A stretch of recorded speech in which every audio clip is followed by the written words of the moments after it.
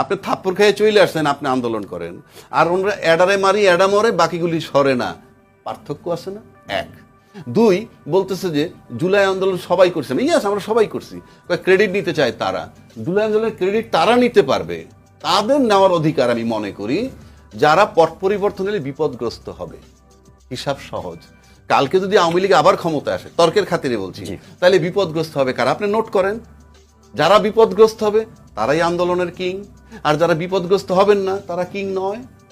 এটাতেই আপনি ভাগ করে ফেলতে পারেন জুলাই আন্দোলনের নেতৃত্ব কাদের। জি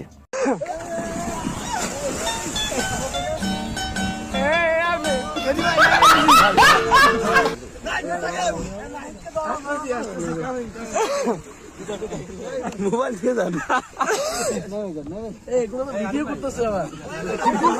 আপনি মানা করলে করবে না, আপনি বললে